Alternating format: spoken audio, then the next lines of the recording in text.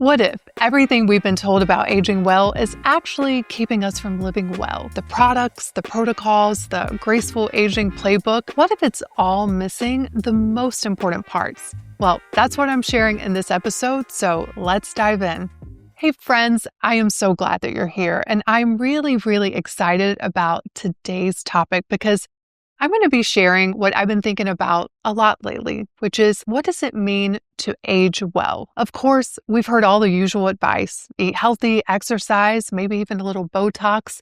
And listen, those things do support how we age, but they don't guarantee a well-lived life. So as I turned 50 this week, I am contemplating the second half of my life. And today I want to share the 7 truths that nobody really talks about. The deeper, more sophisticated pieces that matter far more than surface level tips. So let's get straight into it. Truth number 1, aging requires letting go. Now, this may sound counterintuitive because the entire anti-aging industry is built on holding on to youth, holding on to how you looked at 30, holding on to who you were. But the women I see aging powerfully aren't gripping tighter. They are releasing. They're releasing old versions of themselves to make room for who they're becoming because aging isn't about maintaining, it's about transformation. And if I've learned anything about transformation, it's that it requires space and intention. You can't become the woman you're meant to be in your 50s, 60s, 70s, and beyond if you're still trying to be the woman you were at 25. I see women holding on to clothes that no longer fit their life, relationships that probably expired years ago, habits that maybe once served them but now drain them. And letting go can feel scary. It can feel like a loss. But I want you to think about it differently. What if it's actually liberation? Every woman you admire who's aging beautifully has mastered this. They've let go of the people-pleasing, outdated expectations, and the need to be everything to everyone. And that's why they're aging so well. They're not exhausted from holding on to what's no longer theirs. Truth number 2, know what you actually value. Most of us think that we know our values, but we're living someone else's. What we were taught to value, what looks good on paper, what society rewards. For years, I valued being busy. I thought successful women packed their schedules and proved their worth through productivity. But that wasn't my value. It was something I thought I should value to be successful. But a life built on shoulds and other people's expectations will never lead to a well-lived life and certainly won't help you age well. What I actually value is connection, inspiration, and beauty. And when I make these the foundation of my life and business, life reorganizes itself, and I actually enjoy what I'm creating. When you know your values, you stop performing for this invisible audience, and you start making decisions that actually serve you. You say no to what drains you, and yes to what fills you up. Aging well requires this kind of clarity. It requires that you stop living on autopilot and start curating a life around you with what matters to you. Not what matters to your mother or your neighbor, and most certainly not Instagram. This is the difference between women who feel alive as they age and women who feel like they're just going through the motions. Truth number 3, it's not about looking young, it's about looking alive. Now, the beauty industry has convinced us that the goal is to look 25 forever. I've met plenty of women who look young, but they feel dimmed. And I've met women in their 60s, 70s, and beyond who are radiant because they're engaged, present, and fully living their lives. I think about Iris Apfel, who was so captivating and magnetic and who lived this passionate life until her final days in her 90s. That's the kind of vitality I'm talking about, that joie de vivre, the joy of living. You can see it in someone's eyes and how they move or how they savor a meal or even how they engage in a conversation or how they dress. Now, here's where this gets beautifully nuanced. Now, there is absolutely nothing wrong with choosing interventions that make you feel more like yourself. For me, I love my laser appointments and my biannual Botox. And I know women who've actually had surgery and loved how it helped their exterior finally match the vitality they feel inside. The distinction isn't what you choose, it's why you're choosing it. Are you doing it from a place of trying to erase who you are?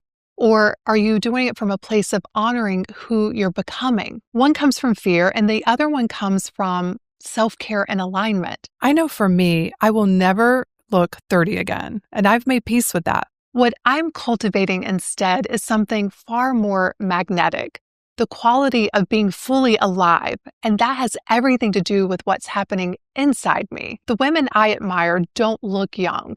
They look vibrant. They look engaged. They're present. They are turned on by life itself. And that is infinitely way more attractive than trying to freeze time. So the real question isn't, how do I look younger? It's, how do I feel more alive? And what choices honors that aliveness? Truth number 4, your pleasure matters as much, if not more, than your productivity. Now, this one's a hard one to hear if you've built your entire identity around achievement. I know, because I was that woman, and it's the one that I still can be challenged by. But here's what I know from years of playing in that intersection of ambition and ease. Productivity alone isn't sustainable. It's not how you age well. Aging well requires pleasure. It requires you actually enjoying your life, not just producing in it. I have to remind myself of this. It's not lazy to take long baths or frivolous to buy flowers or indulgent to choose pleasure over being efficient all the time. To me, this is sophisticated living. Life isn't meant to be optimized nonstop. It's actually meant to be savored. And when you prioritize pleasure, you don't become less interesting. You actually become more so, because you age with this richness instead of feeling depleted. So ask yourself, what would change if pleasure mattered as much as productivity? How would your calendar shift? How would your days look different? And most importantly, how would you feel? And here's the best part. As you favor pleasure as much as productivity, your energy shifts, and that changes what you attract and what you repel. Pleasure isn't frivolous. It's actually a very, very important ingredient of aging well. Now, truth number 5, you need real interest, not things that improve you or advance your career, but things you do simply because you love them or you're curious about them. Women who age well have rich inner lives. They may be learning new languages or studying art. Maybe they're exploring the world of wine or reading philosophy, not to be impressive, but because they are genuinely curious. For me, my interests are reading, but also pickleball and any type of game. I love playing games. Also travel. But as I enter into my 50s, I'm thinking about interests beyond the current ones. What I want to explore, what I want to learn, what will be the next thing that adds that richness to my life. And these are things outside of work and business. This matters because when your identity is only the roles that you have in your life, whether that's being a mother or a partner or a professional, what happens when those things shift? Women who age well don't panic when life changes because they've been cultivating interests all along. I had to give myself permission to be interested just because I wanted to. I wanted to learn new things, even though they may not lead to some big outcome, but they've made my life so much more rich. And those pursuits didn't just fill my time, they have actually filled my heart and my soul. They've made my life more interesting. And quite honestly, I think I'm more interesting as a result. Truth number 6, aging well means disappointing people. Now, this one is hard, but it's very important. As you get clearer about who you are, what is valuable to you, you're going to say no more. You're going to leave situations that don't serve you. You're going to stop explaining yourself, and that can be uncomfortable, especially for the women who were taught to be accommodating and keep the peace.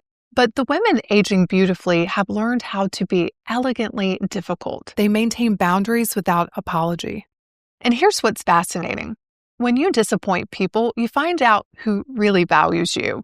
The people who are upset by your boundaries are benefiting from you not having any. So yeah, aging well means being the woman who leaves early, who says no, and the one who chooses herself.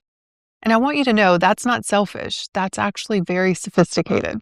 Now, on to our final truth. Truth number 7, tell your aging story on purpose.